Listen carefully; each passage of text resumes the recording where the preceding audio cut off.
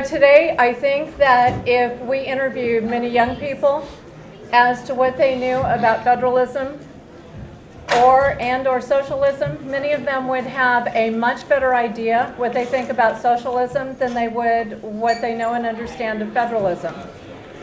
As of some recent exit polls, it seems that many of our young people, because of what they're taught about fairness, seem to think that socialism is a great idea. That's because they're also not taught much about history.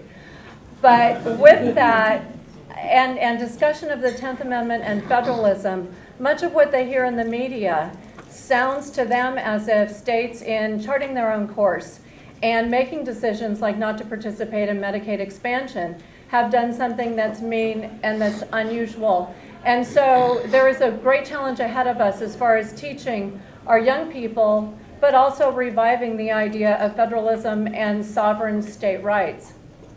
As we look at what our founding fathers had to say about this, many of us remember that the Federalists and the Anti-Federalists had very heated arguments. We almost did not have a constitution because of concern about what would become a powerful, maybe too powerful, national government that would usurp states' rights. And so as the Bill of Rights was discussed, James Madison rang in, and there was great concern over how do we ensure that the federal government does not usurp state power.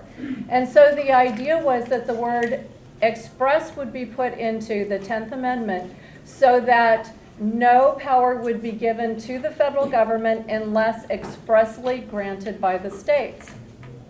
So ultimately, we did not wind up with that word expressly in the 10th Amendment, although pundits, newspaper columnists, publishers, commentators all talked about the fact that it would be understood. In fact, James Madison commented, and he said in a speech delivered to the House of Representatives, that while the Bill of Rights was being debated, he reminded the Assembly that the proponents of the Constitution had assured the states that the general government could not exceed the expressly delegated powers. Writing shortly after the adoption of the Bill of Rights, Madison again declared that when the people have formed a constitution, they retain those rights which they have not expressly delegated. So, as we look at a couple of hundred years of court decisions and the idea that the Commerce Clause and the Necessary and Proper Clause have diluted the state power, we now face a challenge that I think we all understand has to be met in the state houses. So this has to now be a matter of state governors, and we are seeing some very courageous examples of this, but also state representatives that are saying we understand what the 10th Amendment provides, and we are drawing a line and we are working together to defend the idea of states' rights in these areas where the federal government has no authority to come in and tell the states what they should be doing. I would like to invoke one more quote from the great Senator Phil Gramm, who we were reminded by Senator Ted Cruz during his filibuster talk. I don't know if this was before or after the Green Eggs and Ham episode, but he talked about how when Senator Gramm was confronted with the idea of Hillary Care, he had said that over his cold, dead body would it pass. So I think this is the kind of spirit that we're seeing in the states now, as states are responding to the fact that they know that the federal government has assumed too much power. And so now it's not just a matter, we're thinking of singular states standing up, and certainly we have so many great examples that are, we look at Wisconsin, we look at Indiana, we look at Louisiana, and certainly Texas. But now it's a matter of coming together and working together so that 8, 10, and 12 states we would like to see standing up and telling the federal government in this area, we know what our constitutional rights are. So today we have a great panel of people who bring some examples of what have been done, what has already been done and what can be done, as well as some great scholarship on the subject of the 10th Amendment. I will be introducing the speakers now, and I would love for you then to join me in welcoming all of them together after I introduce them. They will be coming to the podium to talk, and then as soon as they finish remarks, we'll go ahead and have some Q&A. So be thinking about what your questions are. I've asked them to keep their comments very practical as far as talking about what can be done and examples of what they have been able to do in this area. So first of all, we have Texas State Representative Matt Krause. Representative Krause is Executive Director at Torch of Freedom Foundation.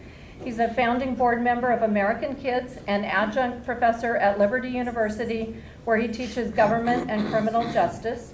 Representative Krause is a former attorney for Liberty Counsel, and he has a long history of academic and athletic prowess. We heard about that yesterday. He's currently an assistant coach for YMCA soccer and basketball teams.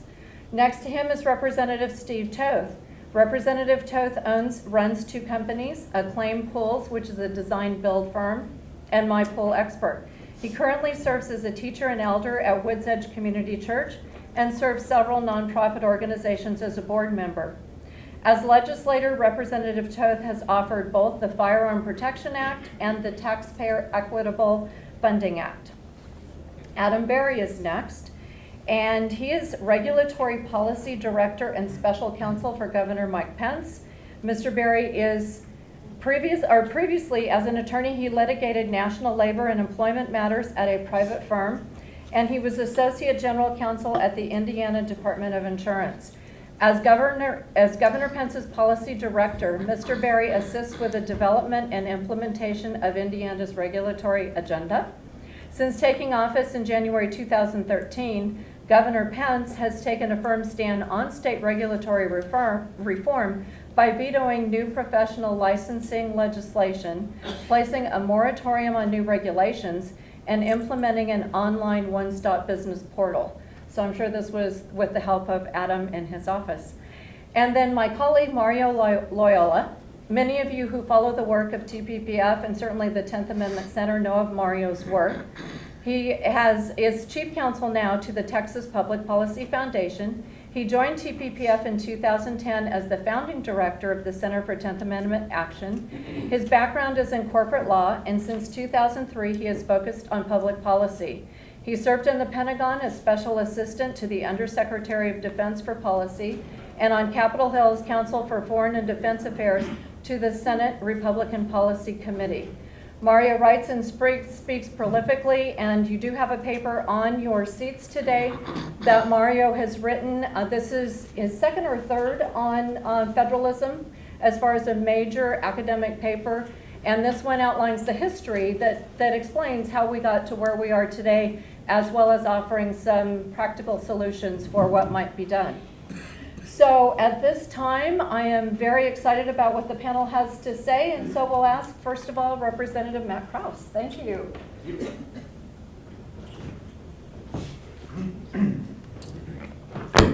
Well, good afternoon. It's an honor to be with you here today. How many of you were at that lunch yesterday when Scott Turner spoke? He's right back there. Let's give him a round of applause for how incredible that was. That was awesome.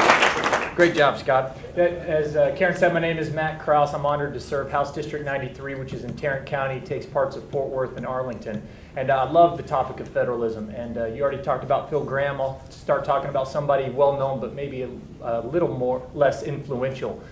Winston Churchill one time was approached at a cocktail party, and he saw this attractive lady, and he went up to her and he said, good evening, ma'am. Would you be willing to spend the night with me for $2 million pounds?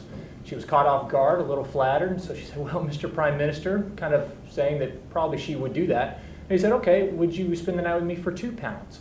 She got indignant, said, what kind of woman do you think I am? The Prime Minister said, well, we've already established that. Now we're just working on the price. And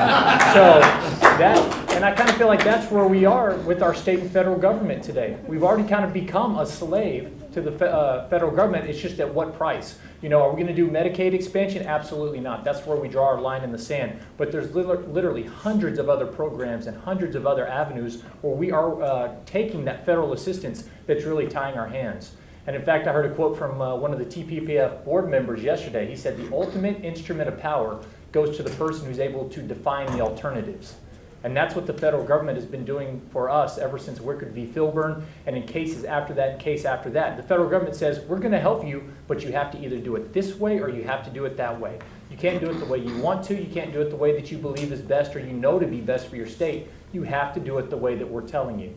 So that's where we're starting from. That's the position we're starting from right now And I love what Mr. Berry and those in Indiana are doing. They're starting to push back against that. Hopefully Representative Toth and I are starting to figure that out along with our other colleagues in Texas, how to push back against that, because we've lost so much ground the last 6 or 7 decades that it's going to take us a while to build it back, but we have to start now.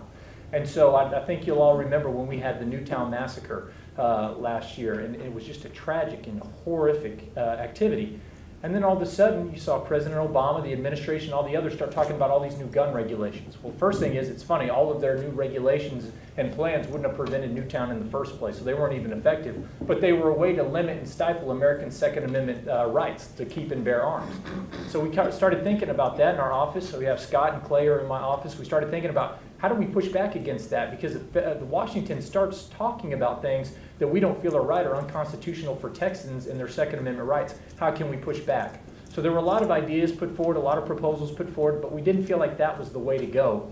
And so one day I was looking on National Review Online, and I happened to come across an article from Mario Loyola, and he started talking about the Prince case. And I don't know if any of you are familiar with the U.S. v. Prince case back in the 1990s, but it dealt with the Brady Bill, which was another gun control measure. And the federal government was trying to compel Arizona to do certain things to comply with their law, specifically background checks in that case. And so Justice Scalia, on behalf of the Supreme Court, held that the federal government cannot compel or coerce the state governments to enforce its laws. And so we like that. And so Mario went on to say in his article, he said, you know what, states can start pushing back here from a position of non-compliance. And we love that. So we took him to lunch one day, our office did, to talk to him about how this legislation would come about. And it took the form of House Bill 928. And basically it said the federal government is free to do whatever it wants to do. Enact regulations, do whatever you want to do for Second Amendment related activities. But if you want to enforce it in Texas, you're going to have to do it. We're not going to use state personnel, we're not going to use state resources, and we're not going to use state time to enforce a policy that we feel is unconstitutional for our citizens. And we felt like that struck the right constitutional balance for pushing back against the federal government while still recognizing, according to the Constitution, the supreme law of the land, that the federal government can often dictate what goes on in the states. And so we loved that idea. We loved what it meant, that non-compliance, saying you can do it, but we're not going to help you. And in fact, we labeled it the come and take it bill. Because if you want to do it, you can, but you have to come and take it. We're not going to give it to you. And so that's what we did. That's kind of the innovative way we went about it. And you can use that in a myriad of other policy areas to say, okay, federal government, you've made that decision. We don't feel it's right. You come and enforce it. You can do it all your own, but we are not going to help you at all. So I think that's a good model going forward. Our office continues to look at ways that we can do that. Look forward to working with Representative Toth, maybe in the Senate, Senator Toth pretty soon, other House colleagues and those in the Senate to see what we can do to continue to fight against that. But I think that's the groundwork. We're already starting off at a huge deficit. We have to start taking steps. We have to do it now, and they have to be the right ones to restore that constitutional balance. We got to quit taking money from the federal government if we want to quit telling them what we want to do in our own state. We can't say state sovereignty, 10th Amendment. We like being Texans, but here, give us money, because that gives them the purse strings to tell us whatever we want to do. Then they get to choose the alternatives. We've already chosen the kind of people that we want to be, and I don't think that that's the path that our forefathers took in Texas, nor should that be what we're doing now. So I look forward to talking with you more. Thanks for being here, and thanks for your time. God bless you guys.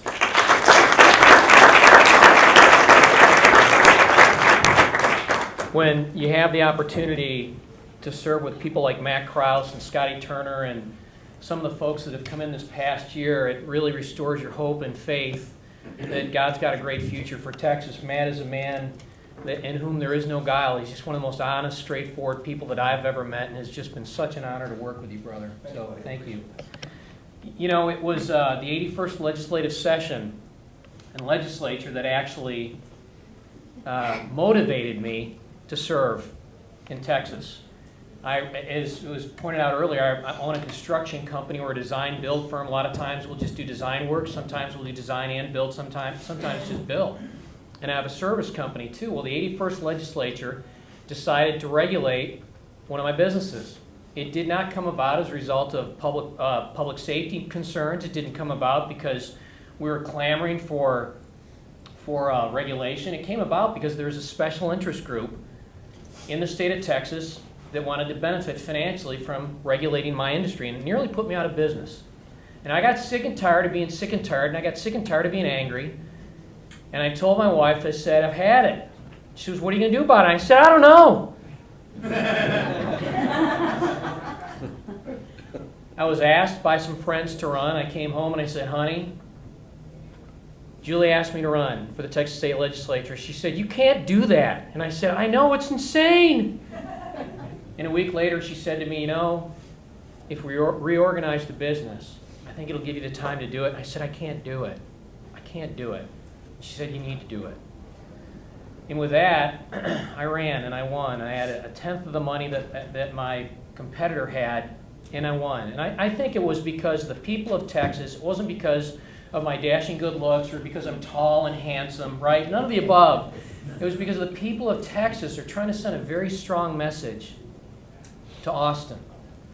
And that is they want government to be of, for, and by the people, not of, for, and by special interests who are beholden to the federal government. And there are really two enemies to federalism. It's government of, for, and by special interests, which is what happened when it tried to regulate my business. It is the enemy. It is the enemy of we the people. We went to the polls over a year ago in November, and we told the state of Texas that we wanted the budget to grow no faster than population adjusted for inflation. You remember that vote? 94% of the people in this room voted for it. Not because you're TPPF people. I mean, in the state of Texas, 94% of the people across the state voted for that bill. You can't get 94% of the people to agree on what color blue this is in the carpet. Yet 94% of Texans said, we want this bill. Did that bill ever get a hearing in the state of Texas? In the Texas legislature? No. It didn't. Yet if we were government of, for, and by the people, that bill would have not only gotten a hearing, it would have got a hearing quick. And it would have made it through calendars quick. It would have made it to the floor quick. And you'd have had 95 Republicans that would have voted for it, and the governor would have signed it into law. I was grieved to hear Governor Jindal talk about what they're doing in Louisiana, to know that a bill like that would never make it through the Texas House. Because we are not government of, for, and by the people. And if we want to be, and if we want to really experience federalism in the state of Texas, our government in the state of Texas needs to start listening to us, we the people. Amen? As Matt talked about earlier, the other enemy and the other problem with this is our silent partner in the federal government. States complain, we whine about the relationship between the states and the federal government, but at the end of the day, we're clamoring for federal money. Folks, that federal money doesn't come here without strings. It comes with strings. When they give us that money, they have expectations about what we're going to do with that money. There's a transaction that happens. The transaction is we take their money, we give them our rights. This has been going on for over 100 years. And little by little by little, we're losing our rights as a people. And I think that the people of Texas have given us a very clear message that they want this relationship to end. 15 years ago, Medicaid was 2.5% of our budget in the state of Texas. Do you know what it is today? It's 23%. We're going to spend more money in the next session on Medicaid than we do educating our children. It's egregious. Why? Because the more money we spend for Medicaid means the more money we get from the federal government. The more money we get from the federal government comes with the more strings. Make no mistake about what Governor Jindal said earlier, George Washington said, government is force. We love it when that force, that wheel of government rolls over the evils that we see. We just hate it when it rolls backwards over us, right? Folks, the only way that we'll keep Texas free is to keep that wheel as small as possible, and that is the responsibility of state government to do that. And I think that the people of Texas are sending us a very strong message that that is their expectation of anyone that they send to Austin, and we better listen. The people of Texas are not going to be denied. Thank you. Appreciate you.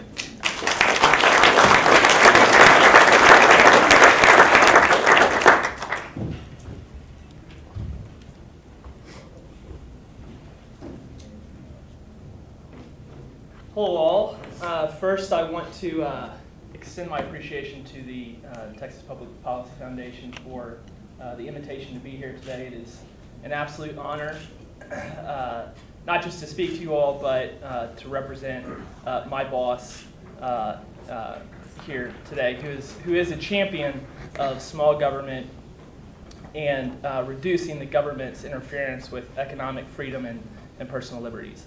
As Karen mentioned, my name is Adam Berry. I am Governor Pence's Regulatory Policy Director and Special Counsel. And what that means is I'm basically a liaison between the governor's office and 20 state agencies, but I also help develop and implement policies that help with small business economic development, state administration, so procurement and property usage, as well as professional licensing. And I was asked to come here today to speak a little bit about professional licensing. Let me sort of give you a little bit of an overview of Indiana and the professional licensing climate in Indiana. So generally speaking, Indiana is considered a regulatory-friendly state. In fact, Mercatus Center just ranked Indiana #1 in regulatory freedom. That being said, there are approximately 70 professions that are licensed. There are 36 boards and commissions, and a total of 250 license permits and certifications. Since 2002, Indiana has licensed 40 new different types of professionals, and the General Assembly has only eliminated 3: hypnotists, environmental health specialists, and shampoo operators. Believe it or not. Yeah. In 2004, there were 340,000 professional licensees. As of right now, there are over 470,000. So that is a 38% increase in the number of licensees. In that same time period, Indiana's population has increased just 7%. So what are we doing to address this? Well, in 2010, the General Assembly created what is called the Regulated Occupations Evaluations Committee. And this committee is comprised of 4 gubernatorial appointees, as well as the executive director of the Professional Licensing Agency, which oversees all those boards and commissions, and the Attorney General and State Budget Director are also on the committee as non-voting members. And what ROEC does, ROEC's the acronym, it over a 7-year period evaluates each board and commission as well as the occupations that those boards license. And it makes recommendations to the General Assembly about potential occupations or licenses to eliminate. Well, for a variety of reasons, before we took office, ROEC was discredited. And I can get into it offline if you want. But the bottom line is we saw a resource that was being underutilized and sort of disrespected, if you will. So Governor Pence wanted to make an initiative to give ROEC a makeover. So last year, his professional licensing legislation that was part of his agenda attempted to do a number of different things. So, and these things reflect Governor Pence's policy in the realm of professional licensing. So the first thing that it did was it said, ROEC, in addition to reviewing the boards and the professions that are licensed, we want you to review all license permits and certifications. So, for example, in Indiana, we have people who have a tanning bed salon or a tanning bed facility. You have to get a permit for that facility. Well, that's a permit. You have to get, for each professional corporation, you have to get a certification from the PLA. So we want you to look at all 250. Second thing that it did is said that each of those license permits and certifications will sunset every 5 years unless they are continued by an affirmative act of the General Assembly. So ROEC, instead of making a recommendation to eliminate a particular license, would recommend to the General Assembly to continue. If General Assembly didn't act, then that license would just go away. The third thing that it did was said, ROEC, when you're evaluating these license permits and certifications, we want you to utilize crowdsourcing during your review. So give the public an opportunity to provide input to the committee about whether or not it considers this particular license type important. And then it allowed the General Assembly to use ROEC as a sunrise resource. So any new professional licensing legislation that would come about, General Assembly could say, ROEC, we want you to do an evaluation of this legislation and tell us whether or not you think it's worthwhile. For a variety of reasons, that bill failed. It got out of the Senate, but it died in House committee. The primary reason was the sunset aspect of it. These cartels or interest groups are a lot louder than people who think it's a good idea. So, sort of, well, whatever.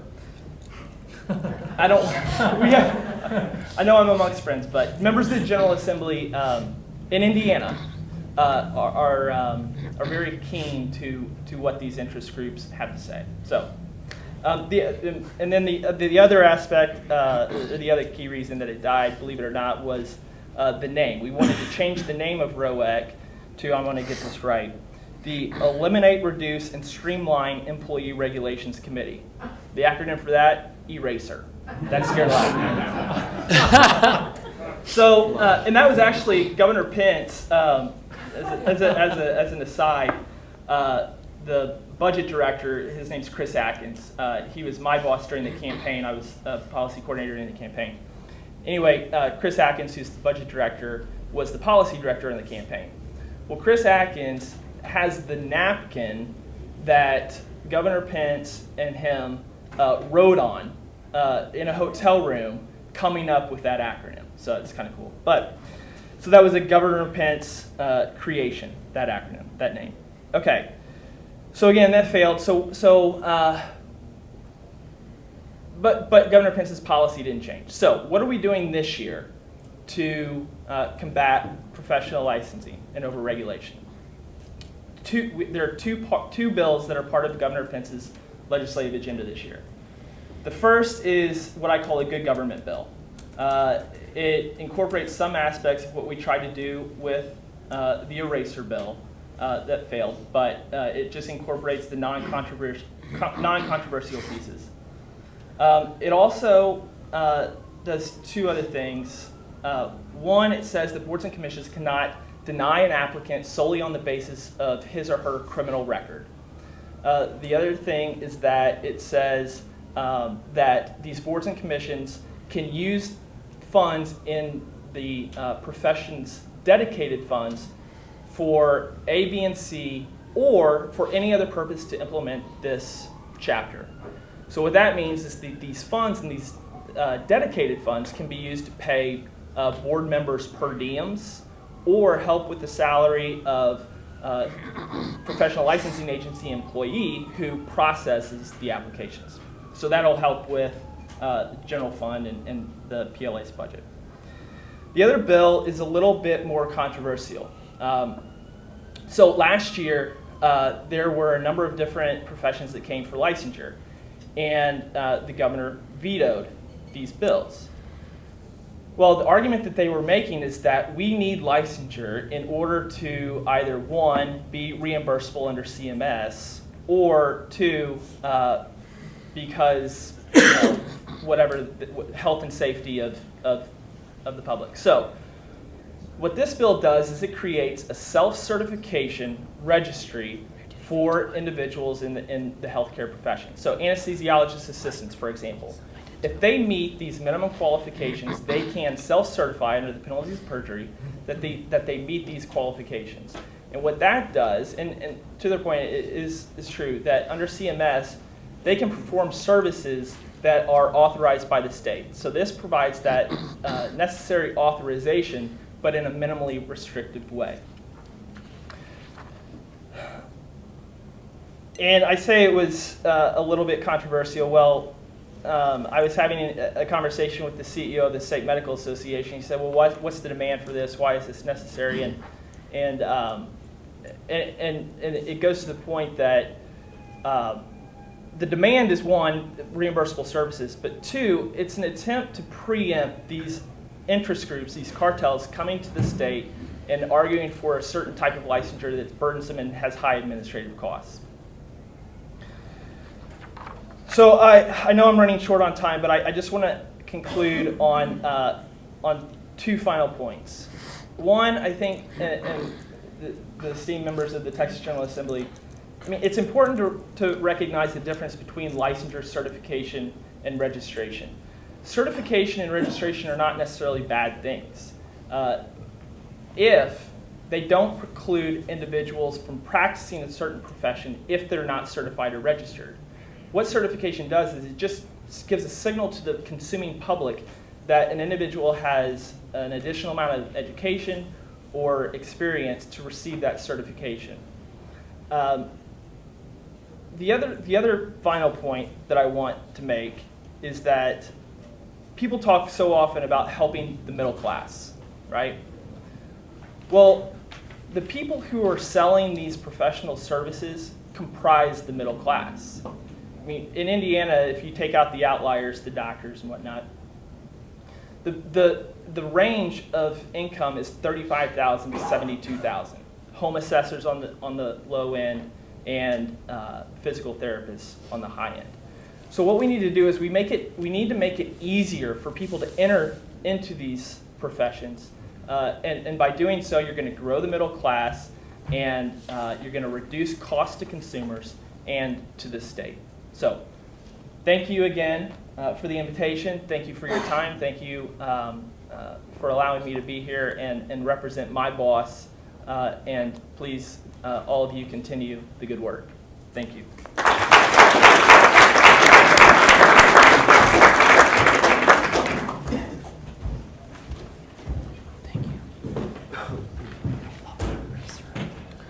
Well, thank you. So I'll take a few minutes to try to tie the great presentations of our panelists all together, and you know, just to, I think the main theme that I would want to leave all of you with, I don't want to understate the importance of the work that's being done in Indiana by Adam and by Governor Pence. The thing to keep in mind is that the progressive and New Deal movement, and it took me a long time to realize it myself in the 3 years that I've been at TPPF, but the progressive and New Deal movement didn't ruin the Constitution and its framework of limited and enumerated powers for the federal government just for the heck of it. They did it in order to cater to their special interests by forming cartels and barriers to competition to protect them from, and I see it's a good sign when Dr. Wendy Graham is nodding her head, right, in approval. And really the entire movement has always been a cartel formation, an exercise in cartel formation and in government cartel formation. And you know, we have antitrust laws that protect us against monopolies and cartels, but the thing about it is that in a free market, a monopoly and a cartel is impossible to sustain because, you know, if you're charging prices above cost, somebody's going to come in and undercut you, right? So usually when you have a dominant market share in the hands of one company, it's because that company is doing something right, and it's more efficient. The perfect solution to the problem of cartel discipline, right, internal cartel discipline, or new entrants coming in and undercutting you, is to bring the government into your price-fixing conspiracy. Because the government can enforce cartel discipline, it can prohibit new entrants, and by getting a government official on board, it's a get-out-of-jail-free card from the antitrust conspiracy, even though your antitrust conspiracy is now going to be much more damaging to the public than it would have been if it had to defend itself in a free market. And the connection, I mean, what's the connection between barriers to competition and the 10th Amendment? I mean, the best answer to that question is in Michael Greaves' last book, The Upside Down Constitution. But I went through the pain and suffering of reading that book so that you don't have to. And so the second best answer to that question is in the paper that's on your desk, that's on your chairs in front of you, where I go back. But the light bulb that went on in my head, actually, I mean, Karen, in her kind introduction, said that I had worked at the Pentagon and in the Senate as Foreign Policy Counsel. My background is in international relations. I've got a big library of international relations at home. And I was talking with friends. I sometimes have relapses into what is a very depressing, if you think federalism is depressing, just try thinking about international relations under the current management. I was talking to some of my friends in DC, and we're very focused on, we were always very focused on the Middle East and stuff like that, and thinking about the Arab Spring. And about, this was a year or two ago, looking at the Egyptian constitution, and I was telling them, guys, it doesn't matter, this isn't about, the political rights aren't even half the story. I mean, if these guys, embark down the typical third world road of massive government interventions in the economy, they're gonna fail. I mean, they're only gonna succeed if they embrace limited government and strong private property rights and economic freedom for their population. Remember, Mohamed Bouazizi, the Tunisian who set himself on fire, didn't set himself on fire because he wanted freedom of expression. He set himself on fire because he wanted to sell vegetables, and the government kept hassling him, right?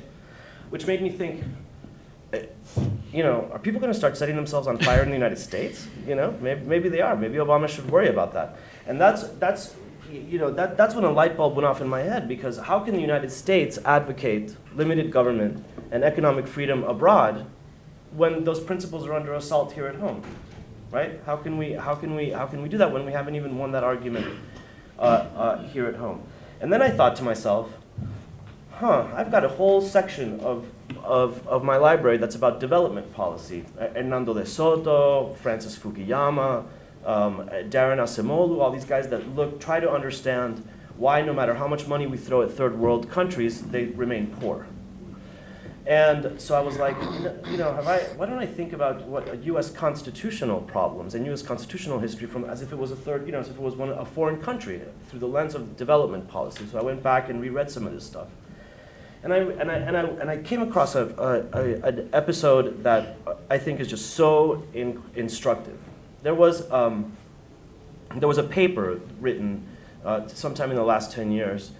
It's not cited in my, I can give you the citation if you ask me for it, but the paper argued that what launched the Industrial Revolution in England was the fact that when Parliament superseded the Crown in 1688, it ended the era of Crown monopolies, right? Before 1688, you had favored courtiers, and the king would give you a monopoly over playing cards, or a monopoly over importing sugar, or a monopoly over this or that. And obviously, being able to exclude the competitors of all of these favored courtiers held the entire economy back. And so when Parliament came on, it said, we want property rights, we want the freedom of exchange, we want the freedom to trade, we want to go around haggling with people all around the world. And they ended the era of crown monopolies, and they set up a framework of property rights and economic freedom that launched the Industrial Revolution, but it's also a principle that the framers took with them, that the colonists took with them to the New World. And there were monopolies created during the colonial times, but when they came around to the Philadelphia Convention, the framers thought of self-government and economic freedom as necessary protections against tyranny, both of those things, because they associated the problems of the tyranny of the crown with the crown monopolies, right? And so for 150 years, that was the understanding of the Constitution that reigned, and it reigned in the 10th, this was captured in the 10th Amendment. The 10th Amendment is not just about state versus federal powers. I mean, the important thing on the federalism side is that the 10th Amendment enshrines the principle. When you take the 10th Amendment with the limited and enumerated powers of Congress in Article 1, Section 8, what you have is a recipe for the federal government having basically exclusive domain over the things that are enumerated for it, and the states having exclusive domain over everything else. And what happens to a cartel, so the states are free to create cartels if they want to, even though under the Supreme Court, government couldn't interfere with the freedom of contract and freedom of association under the Lochner decisions, for example. But even when a state can create a cartel, it gets clobbered in the marketplace of interstate competition, right? And so when at the beginning of the 20th century, you had the rise of labor unions asking for power. You had agricultural interests that were asking for power. And when states tried to cater to them by creating cartels, they were undercut by competitive states. I mean, it made them uncompetitive to have these heavy regulations. So all of a sudden, they needed federal protection. This is how we get from barriers to competition and the state's function as cartel creation to the 10th Amendment. Because once the states arrive in Congress and in the New Deal and in the administration of Franklin Roosevelt, what they're asking for is protection for the ability to create cartels for their special interests. So the key thing to know is that when federal government expanded its power vis-a-vis the states, it didn't expand federal power in order to displace state power. It expanded federal power in order to absorb state power, right? In order to absorb state power and in order to reinforce it, right? Because, you know, when the federal government, ask yourself, I mean, as a result of the 1920s and 30s, the Supreme Court blew apart all of the essential limits on Congress's ability to regulate commerce and on the spending power. Right? It created basically unlimited federal power in those areas. What was the immediate result? A huge expansion in the public sector at the state and local level. Now, what's the connection between an enormous expansion of administrative bureaucracy and spending at the state and local level and the expansion of federal power? The federal government would much rather regulate and implement its policies through these guys than do it itself. That's why, right? So it raises deficits, which, by the way, the average deficit is 3.4% of GDP. All of that money goes to the states. Almost all of that money goes to the states in the form of federal assistance to inflate their budgets well past the point at which they have freedom of free will, really freedom of choice as to their policies, right? Right? Representative Krause, here's a bunch of money for Medicaid. If you want this money, Representative Tuck, here's a bunch of money for Medicaid. If you want this money, you have to comply with 150 conditions. So now instead of doing what your constituents want to do, which is what you're sworn to do, which is what you took an oath of office to do, you're going to do what we want you to do. And if you don't do it, we've got a gun to your constituents. We know that there's hospitals in your district that need that money. And if you vote against it, they're not going to get that money.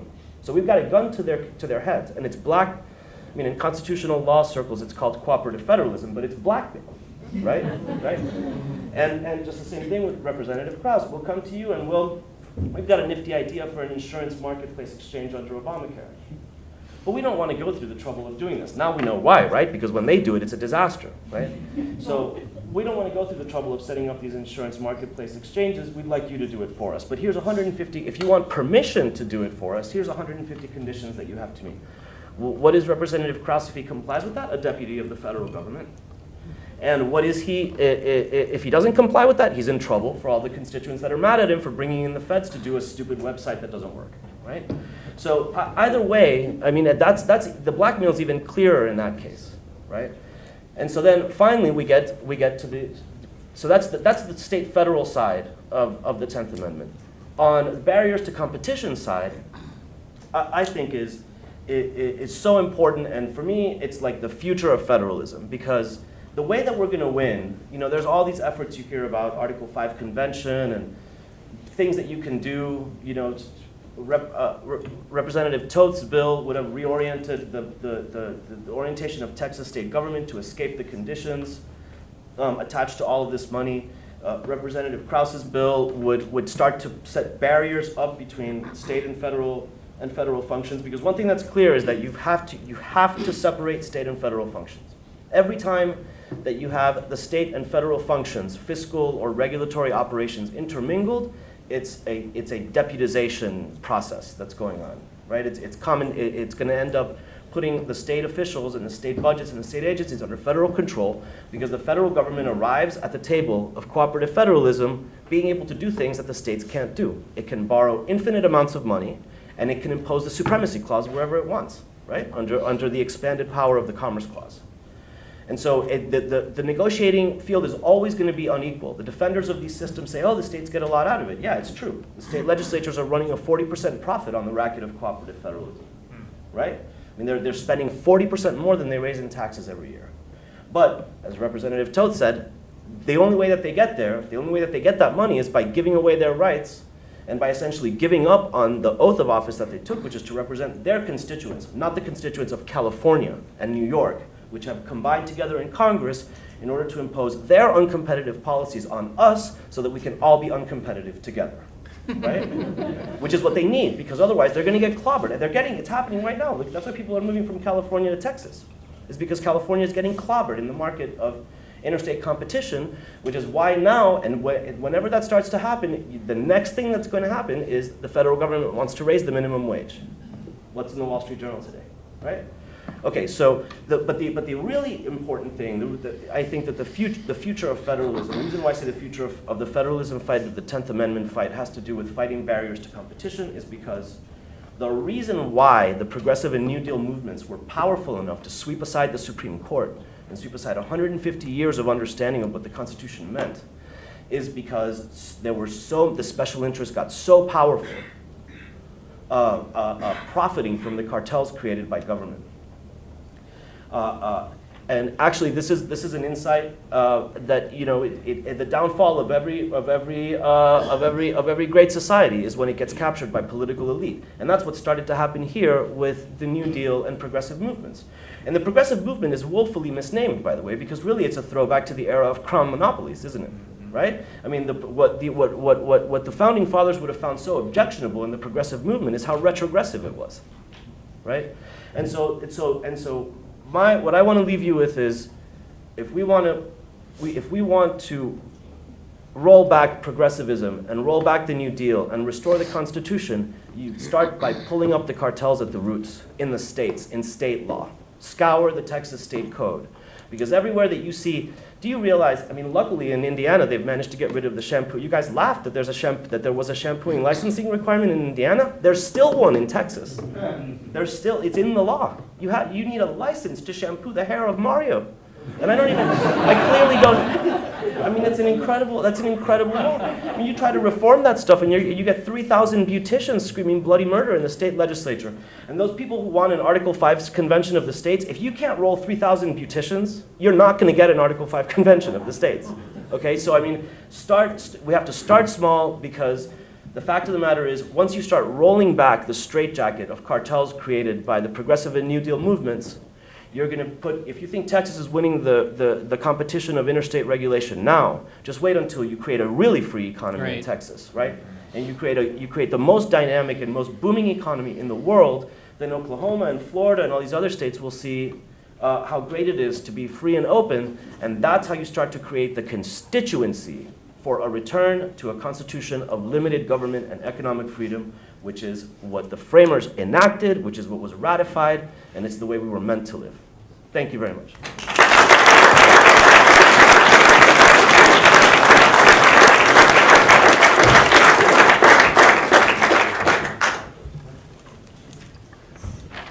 I was getting a little worried there, Mario. I knew after working with him and in discussing several of his papers that the depth and breadth and weight of the problem is almost insurmountable, and you feel just overwhelmed. And so I kept telling him, please find a positive note to end on. So he did inspire us at the end there. To kind of bring this together, there are two prongs to the 10th Amendment. And the 10th Amendment was designed as insurance for the individual liberty.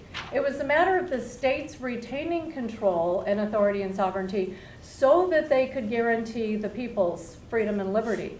And so the 10th Amendment does have that component where it is, the power resides in the states unless delegated to the federal government, and it resides in the people. So what we're doing at TPPF is not just confronting federal overreach, but we're also making examples of states that have the dynamic laboratories of democracy operating. So when Adam talks about what Governor Pence has done, we are wanting to spotlight all of those examples of how states do it better, states do it more accountably, states do it closer to the people. So that's part of what we're doing, as well as resisting, drawing lines, defining where the federal government can and can't be. So, and mentioning the Wall Street Journal piece on minimum wage, I did tell these gentlemen that I would not ask them a question, but I want to ask for a really brief response, and then we'll turn it over to the audience. To one question, and that goes back to this fairness issue that our young people are so indoctrinated to look for from government these days. I taught law before I moved to Texas a month ago, and just working with law students over the last 7 years, everything in many of their minds, and this is a vast majority, 90-some%, come out of law school thinking that law is about fairness.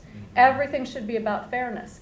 And so this is why we will see as President Obama begins to talk this year about income inequality, the whole new campaign, there will be tremendous pressure on the states to actually equalize. So rather than featuring this new sense of federalism with the great examples we have of success, it will be more a matter of pointing to the discrepancies, disparity, but that complaint.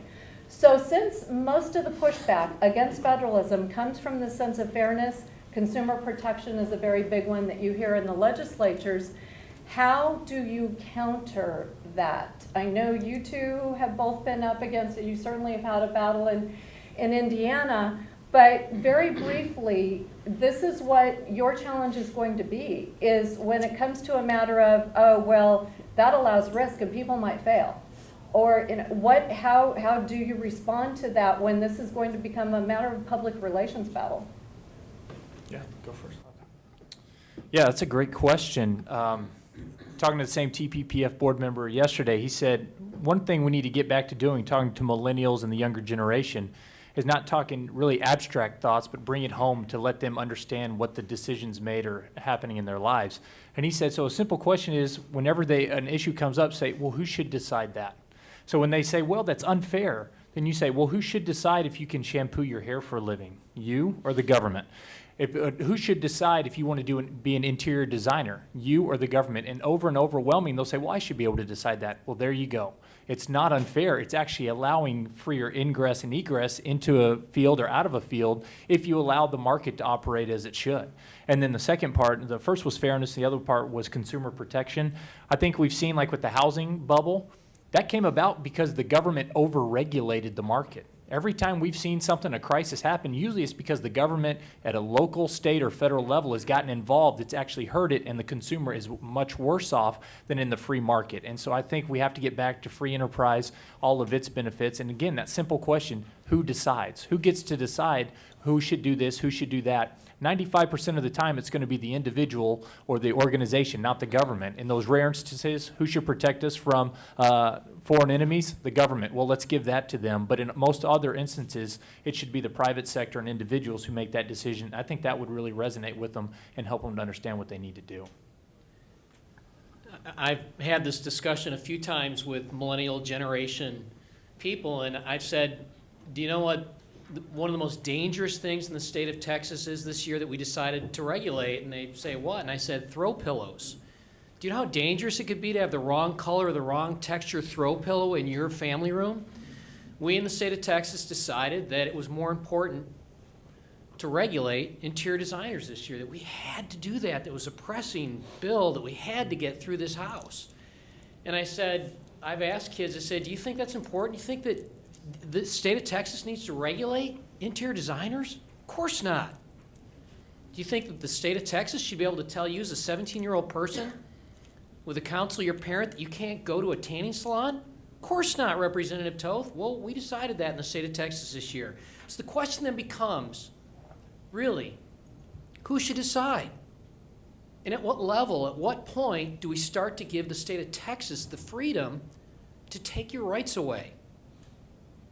At what point? We should stick to the 4 or 5 foundational things that the state of Texas should be about and nothing more. Let's leave everything else up to you and your parents. I would say it's a twofold approach. One is looking at history, and second is an emphasis on educating the public. Bringing it back to professional licensing, there are more than 2 times as many people in the U.S. that are licensed as there are either who are affected by minimum wage or unionized. So look at what, as a former employment attorney, I'll be the first to say that there was a time and place for labor unions in this country. But that time has come and gone. And look at what Texas and now Indiana have done and the benefits to the state of making it a right to work state and decreasing the ability for unionization to occur. It allows for greater economic development. The second part is educating the public. There was a quote that I wanted to, that I left out. It's by Horace Kleiner, who's one of the leading academics in the area of professional licensing. And he says this about professional licensing. Members of an occupation benefit if they can increase the perception of quality and thus demand for their services while restricting supply simultaneously. Okay? So what we have to do is educate the public that that's what licensing laws do. It decreases the supply of those who can sell goods and services. So by decreasing the regulations that prevent the supply, we'll see realized gains across the board. Yeah, so Dr. Wendy Graham wants us to explain that that the definition of a cartel is a system of restricting supply so that you can increase prices above competitive cost. And that is always an injury to the public, always, because especially when you can enforce cartel discipline and restrict new entrants through government power, because you're basically gouging the government. And I just want to say, in answer to Karen's question, that the reason why progressive policies are so successful and the reason why millennials buy into them so readily is that progressives have been so brilliant at hiding the cost side of the equation, at hiding the costs. I mean, you look at the Americans with Disabilities Act.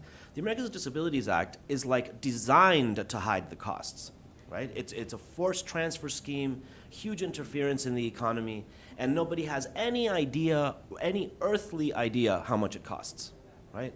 And so but you got to know that these policies are all, I think it's a point that Milton Friedman made, these policies are all justified by the need to help the little guy, but they all come at the expense of the really little guy. Since the 1930s, we've been paying, working families in America pay more for milk, sometimes twice as much for milk as they need to in order to pad the profits for millionaire dairy farmers in Wisconsin. I mean, they don't live extravagant lifestyles. They don't drive Maseratis, but I went to University of Wisconsin, and I'm telling you, being a farmer in Wisconsin is real nice.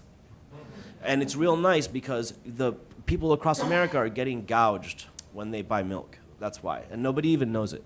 So I think when you can come up with ways of explaining the costs to people of these things, do you know how much more I have to pay for this lovely head of hair because of the professional licensing requirements? It's a scandal. Yeah, you guys ready with the microphone? Yeah, my question is for Mario Loyola, and kind of as a follow-up to Governor Jindal's answer to my question to him earlier. It seemed like a lot of what when I asked him about what do we do to go around the federal government, he basically, my one sentence summary of his answer would be, create so much economic dynamism in the states that don't buy into that model that essentially you overwhelm the federal government's ability to stop it. It seems like a lot of what you were saying on this topic is very similar in nature. So do you agree that that is essentially what we need to do, or would you? Well, I mean, I think it's very simple. You know, the way that I approach it is, how did the Progressive and New Deal political coalition get so powerful, and how has it remained so powerful despite the enormous cost that it imposes on society? And it's because they justify all these policies by reference to the benefits, as Richard Epstein says, without any reference at all to the costs. And so there's a huge constituency for those policies. Like notice in this debate over unemployment insurance, President Obama doesn't say, I know that not unemployment insurance, the minimum wage. President Obama doesn't say, I know the minimum wage increases unemployment. I know the minimum wage is going to keep the poorest of the poor and some of the most needy immigrants out of jobs, but it's worth it because of yada, yada, yada. That's not what he says. He says a bald-faced lie, which is that there is no evidence that the minimum wage increases unemployment. And it's a bald-faced lie because study after study has shown, and just simple logic dictates that if you prohibit people from entering into employment transactions, the result is going to be no employment transaction, because you just prohibited it, right? So therefore, there must be an increase in unemployment. And so I would say to you, in answer to your question, that the way to show how much more affluent and successful a society can be without these policies is to try it. And so, yeah, that's how you create the counter-constituency to the progressive movement. So I had a question. Thank you all for being here. Glad y'all are here. Enjoyed working with you in the legislature. One question I had is kind of two parts. First, there's a quotation by Milton Friedman in which he says that government to do the right thing does not only need to simply elect the right people, but to provide the right incentives so even the wrong people would do the right thing. So what's the payoff for someone in your position, a legislator? And how can we, as informed citizens, better incentivize our elected officials to do the right thing? I think the greatest incentive is to come back and get to do your job again. And so I think if you create a constituency and a culture that prizes and rewards the ability to do what the eraser programs like they're doing in Indiana, and you educate the public so that if you go home to your constituents, say, hey, we deregulated this, this, and this, we no longer have licensing for this, this, and this, you get a standing ovation. You know, I think that's the reward, that's the payoff. And I think you'll see that, you know, Adam Smith's invisible hand, as you do that, you'll see the incidental effects. They won't know exactly why the economy is doing better or why things are going better, but they'll know that whatever you're doing down in Austin is working and it's making a difference. And so that's the great thing, I think, about conservative principles. You don't have to promise them stuff like you have to do on the left. You just implement the right policies and the right procedures in the right way, and it takes care of itself. And I think that will give you everything that you need. You get reelected, which is always the elected official's usual number one goal. So I think that's enough of a reward. I'm going to get a little partisan here. 50% of evangelical Christians in the United States are not registered to vote. Those that are registered to vote, only 50% will participate in the vote. And I don't have a study to give you, and I did knock on almost 7,000 doors when I ran. And so it's hardly anecdotal when I tell you that the big concern that people have had for the reason why they're not turning out to vote is because they don't see any difference between Republicans and Democrats. And it's because the special interest cartel has more control and a louder voice than they do in Austin and Washington. And if we start behaving in Austin and Washington, that will be all the motivation that folks need to turn out and vote. I don't need any, you know, Matt and I make $600 a month. So there's hardly a perverse incentive to run for the job. We just need people to engage in the system again and to believe that they can make a difference if they'll get out and vote. And they'll demand that we do the right thing, and if we don't do the right thing, they will kick us out of office. Amen? Yes. A story of how to do this. Back in the 1970s, when Illinois was not the laughingstock of the nation, All right. and was not the murder capital of the nation, although pretty close then, we had a federal judge tell us that he didn't like our prisons and he wanted us to let a third of the prisoners out. Those of us who were not lawyers said, up yours. Federal judge says, I'm a federal judge. And we said, so what? Went back and forth for a couple of weeks, and finally the federal judge said, what am I supposed to do? And we said, we are not going to do it. We're a state, these are state prisons. We'll decide how to do it. And he had to back down. Now, we did a lot of organizational work in public and told people we're not sending murderers out on the street. I don't know if the judge really wanted murderers out, but if Democrats don't stick to the truth, why should we? And so we told people what was going on. And we won the argument with the federal government just simply saying that. But our governor, God bless him, was a lawyer. I mean, his knees were knocking. I think the guy must have peed in his pants weekly while we were going through this fight with the judges. Because, I mean, he used to have to practice in front of us. But the point is, if you take that principled stand and go in front of the media, the average reporter gets really tired of reporting bond issues at some big town. But you give them something that looks like a fight, they'll cover it. But it's a lot of work to do it. And what I'm saying is, it can be done. You build a constituency. Now, you got to pick the argument. Right. We picked prisons and letting murderers out. But we actually won the argument. And I'm saying to you, if you do that, you can win.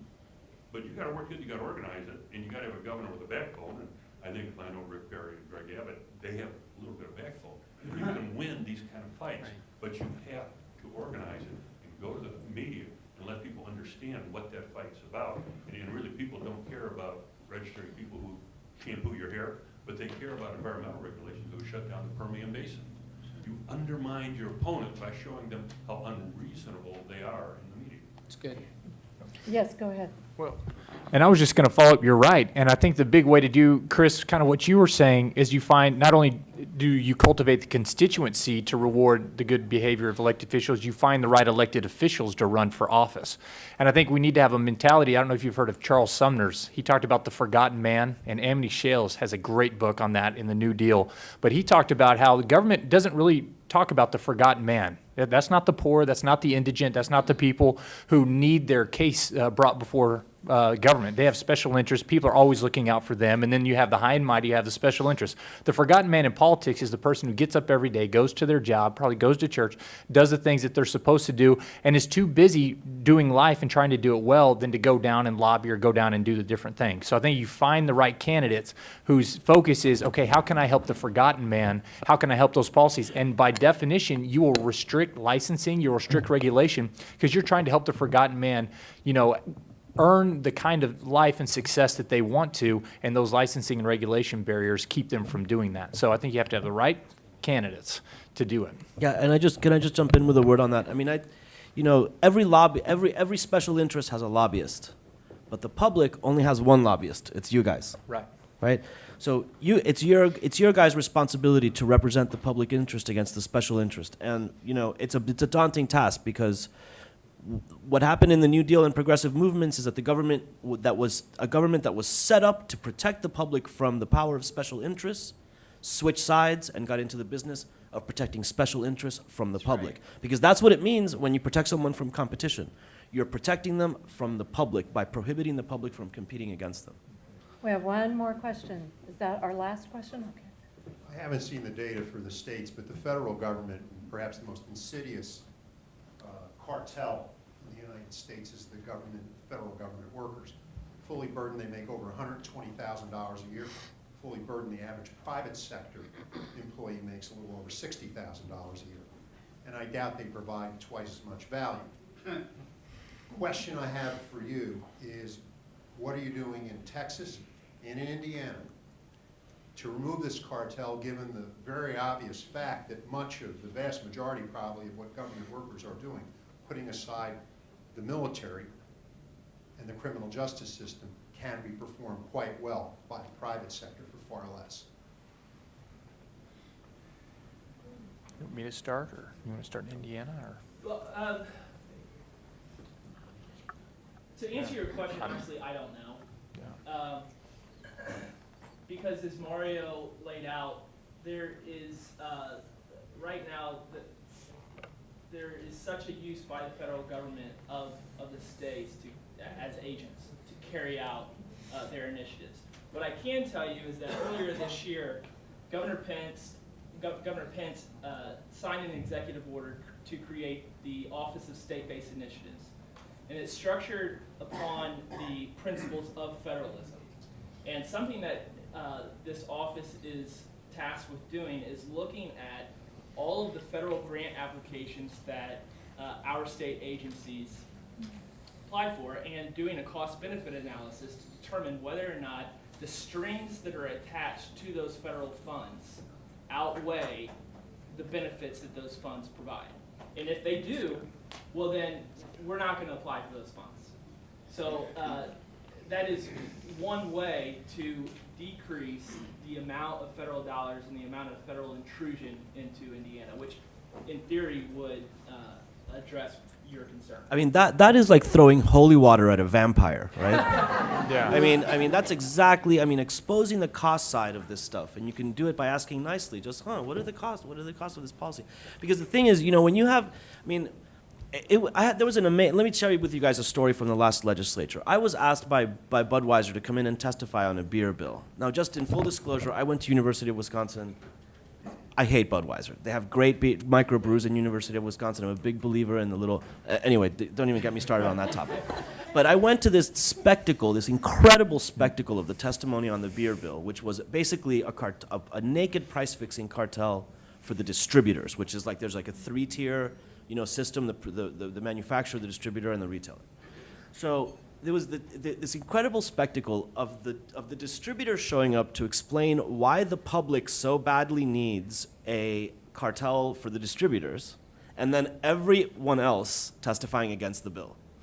Which was so funny, because if the public was so interested in the bill, couldn't they have found one member of the public to testify in favor of the bill? But they couldn't.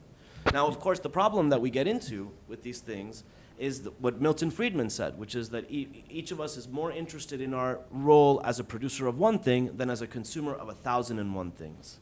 And that's the difficulty, the political difficulty of exposing the costs, which is that the American working family is paying for 1,000 different cartels every time they leave the house. So they don't even know which cartels to attack that day. But all of those cartels know how to defend themselves.